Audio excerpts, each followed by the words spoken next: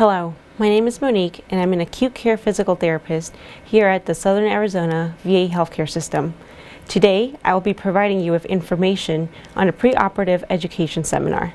This seminar is a comprehensive program designed to prepare you for your surgery and let you know what to get started on right away.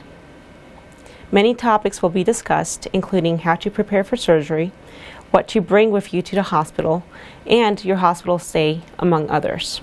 I would now like to direct you to the Prehab Discharge Assessment tool located on the back of your guidebook. This tool is used to help plan ahead for your home environment needs. Please read it and fill it out to the best of your ability. A well-prepared home causes less work for your family members or caretakers once it's time to arrive home after you leave the hospital.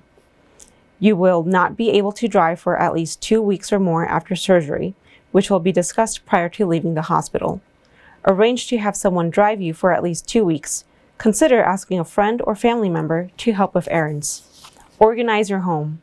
In the kitchen, place items you regularly use at arm level to avoid reaching up or bending down.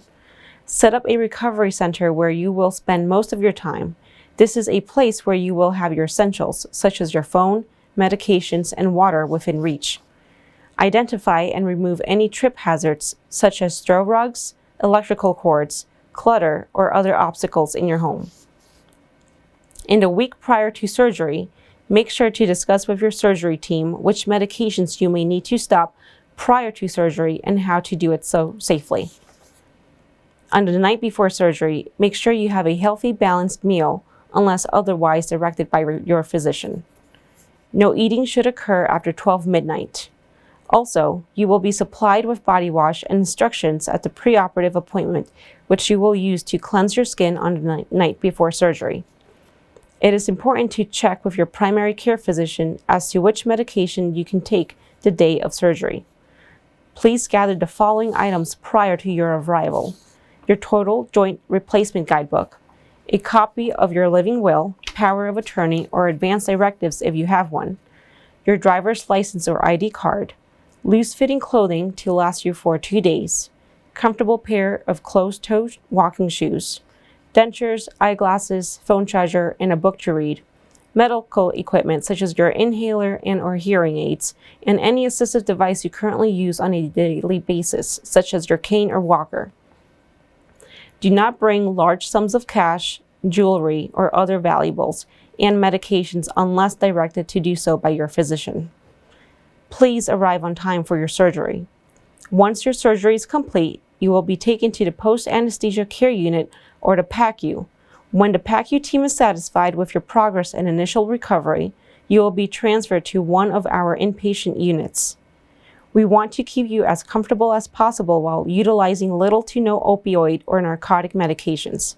Please do not wait to see if the pain will get better before letting staff know that you are in pain. You will be expected to participate in activities after your surgery, which are designed with your well-being in mind to achieve a successful recovery. Once in your hospital room, you will be given an incentive spirometer and be asked to take 10 deep breaths each hour that you are awake during the day. These deep breathing exercises help you expand your lungs and breathe easier after surgery. It is also important that you begin to move and sit up in a chair after surgery. Make sure you call the nurse first to be helped out of bed. Based on what time you arrive to the unit, you may even begin physical and occupational therapy on the day of surgery. On your first day after surgery, or post-op day number 1, your surgeon or physician's assistant will visit you. The physical therapist and occupational therapist will perform evaluations and begin walking you with a walker or other assistive device, as well as advance you to stairs if appropriate. We encourage our patients to be ambulatory throughout their stay in the hospital as instructed by rehabilitation and nursing staff. Patients are discharged after they have met specific criteria. This includes pain that is well controlled by oral medication, urinating without difficulty and having a bowel movement, and walking with assistance or independently. After an initial evaluation from the physical therapist and occupational therapist, the case manager or social worker will come to see you at your bedside to begin discharge planning.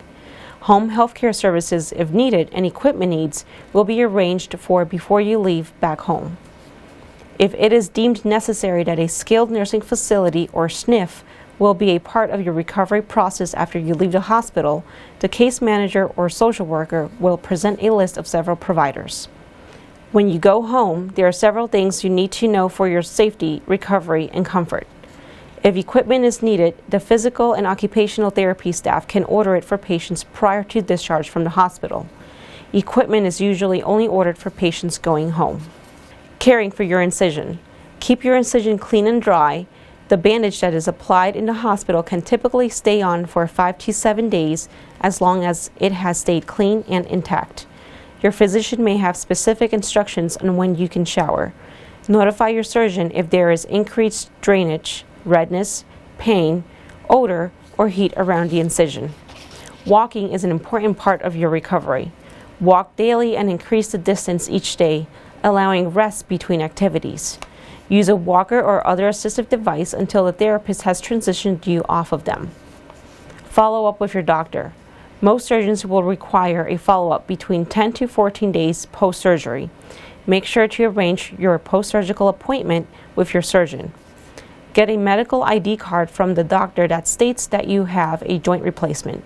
Carry this card with you as you may set off security alarms at airports, malls, or other places with metal detectors. Our final topic is on prevention and recognition of potential complications. If you think you are experiencing any of the following conditions, you should call your doctor and seek treatment immediately. These potential complications include blood clots, pulmonary embolism, infection, pneumonia, and pressure ulcers.